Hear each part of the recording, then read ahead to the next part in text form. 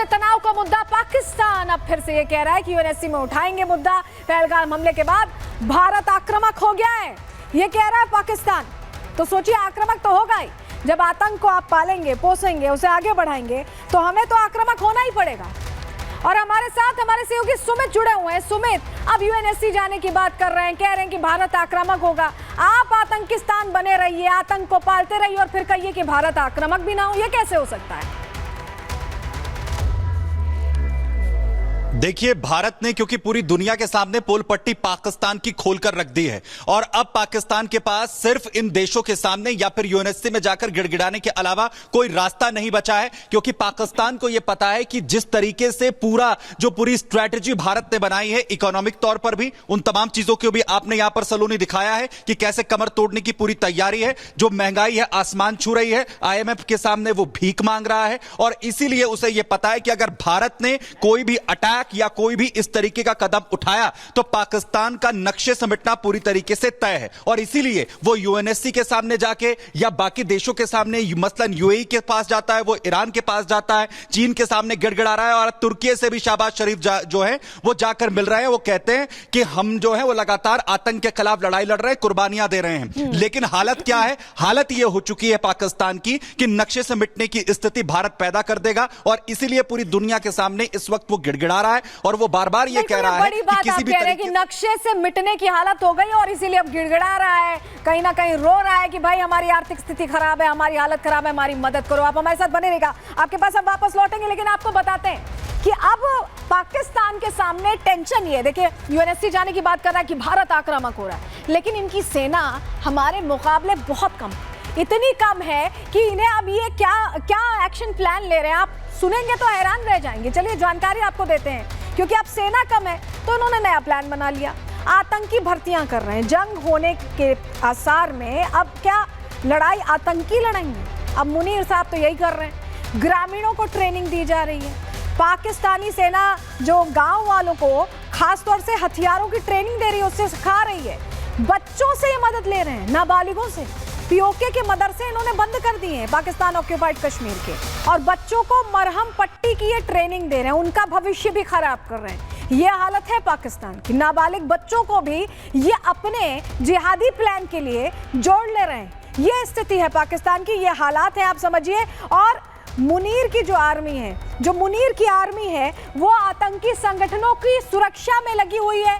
तो आतंकी संगठन भी अब ट्रेनिंग दे रहे हैं, रिक्रूटमेंट कर रहे हैं। लेकिन पहले ये तस्वीर देखिए, सर्च ऑपरेशन की तस्वीर आपको ड्रोन के जरिए कैसे पूरी जगहों पर सर्च ऑपरेशन चलाया जा रहा है, क्योंकि ये जो आतंकी है, कहा जा रहा है कि यहाँ छुपे हो सकते हैं। तो ऐसे में तैयारी इस लिहाज से बड़ी है सर्च ऑपरेशन चलाकर कि कैसे इन्हें ट्रैक डाउन किया जाए। ये देखिए तस्वीर आप देख रहे हैं। सबसे पहले ये तस्वीर हम आपको दिखा रहे हैं और ये तस्वीर अपने आप में बड़ी, और सिर्फ मुनीर की आर्मी में ही डर नहीं है, आतंकियों में भी डर है। वो भी फटाफट रिक्रूटमेंट प्लान कर रहे हैं। भारत पाकिस्तान तनाव के बीच लश्कर जिहादी मंसूबों में जुट गया है। तनातनी के बीच लश्कर का रिक्रूटमेंट प्लान सामने आया है। लश्कर-ए-तैयबा ने संगठन में आतंकियों की भर्ती अब तेज कर दी है। हाफिज सईद का बेटा तलहा सईद भर्ती की कमान संभाल रहा है। भर्ती के लिए तलहा सईद ने लश्कर के आतंकियों को निर्देश देना शुरू कर दिया है। नए आतंकियों की लश्कर में भर्ती कर तलहा हमले का प्लान अब तैयार कर रहा है। हाफिज, तलहा और लश्कर कमांडर की बताया जा रहा है एक सीक्रेट मीटिंग हुई है जिसमें ये सब कुछ तय हुआ है और मीटिंग में तनाव के हालात का फायदा उठाने की रणनीति इन्होंने बनानी शुरू कर दी है।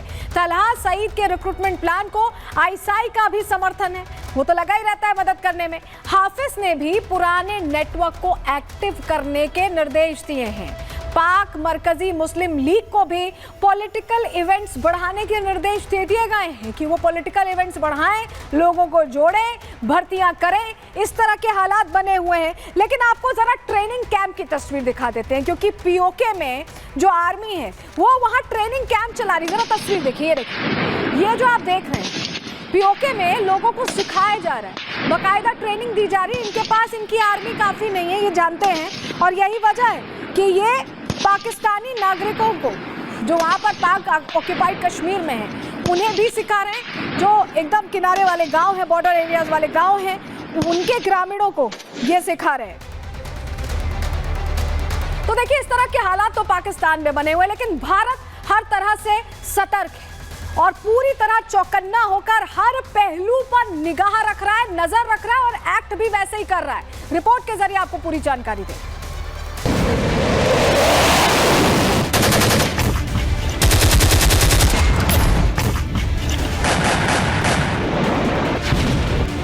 आतंक पर करारा प्रहार, भारत पूरी तरह तैयार। चप्पे चप्पे पर जवानों की नजर, पाकिस्तान तक दिखने वाला है असर। पहलगाम हमले के बाद भारत तैयार है। तैयारी है करारा जवाब देने की, तैयारी है पाकिस्तान को घुटनों पर लाने की, तैयारी है आतंकी आकाओं के नापाक मंसूबों को फेल करने की। यही वजह है अब पाकिस्तान को धूल चटाने से पहले अटारी बॉर्डर पर किसानों ने गेहूं की फसल काट ली है, जिससे चारों ओर सन्नाटा पसरा है, जैसे एक बड़े प्रहार से पहले की शांति हो। मौसम में गर्मी है जो पाकिस्तान को जलाकर राख कर देने वाली है। मैं इस वक्त अटारी बॉर्डर के गांव के इलाके में खड़ा हूं। कैमरे की निगाह से आप देखेंगे जहां जहां तक आपकी नजर जाएगी वहां तक फसलें काट ली गई हैं। ये ऐसा इसलिए किया गया है ताकि आदेश आया था कि आप अपने फसल जो है पहले काट लें। हालांकि ये गेहूं कटाई का मौसम होता है, फसल बाद में काटी जा सकती थी, लेकिन बताया गया कि पहले फसल काट ली जाए। हो कुछ भी सकता है क्योंकि सीमाओं पर तनाव का माहौल जो है वो बना हुआ है। सीमा से सटे जैसलमेर में भी सघन चेकिंग अभियान चलाया जा रहा है, लेकिन हैरानी की बात यह है कि पाकिस्तान अभी भी अपनी नापाक हरकतों से बाज नहीं आ रहा। जानकारी के मुताबिक पाकिस्तान फेक कॉल के जरिए सरहदी इलाकों में रेकी करने की कोशिश कर रहा है।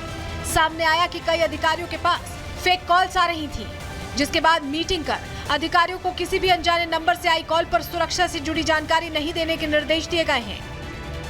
फेक स्पूफिंग नंबर और फेक नंबर से कॉल करके सूचना लेने का प्रयास करते हैं, परंतु इस संदर्भ में कलेक्टर साहब ने एक वहद मीटिंग लेकर के काफ़ी डिटेल डायरेक्शन सभी अधिकारियों को दिए हैं, अपने प्रशासनिक अधिकारी को दे दिए हैं।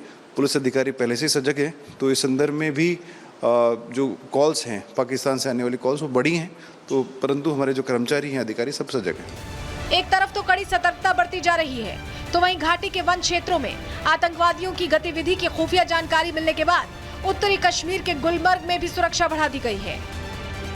यहाँ पर बीएसएफ के जवान जो है चौकसी बरते हुए हैं और लगातार पूरी इस फॉरेस्ट एरिया को जो है वो सैनिटाइज कर रहे हैं। Jammu Kashmir police, CRPF, BSF, जहाँ हम देख रहे हैं किस तरह से अलग अलग लोकेशंस पर पूरे कश्मीर घाटी की अगर हम बात करें जो ऑपरेशन अभी चल रहे हैं, आतंकियों की तलाशी बड़े पैमाने पर चल रही है। और यहाँ पर फिरदौस आपको विजुअल दिखा रहा है किस तरह से यहाँ पर जो है फॉरेस्ट में जो है ऑपरेशन को चलाया जा रहा है। कश्मीर भी हाई अलर्ट पर है। कश्मीर पुलिस लगातार कुपवाड़ा जिले के अलग अलग जगहों पर चेकिंग अभियान चला रही है।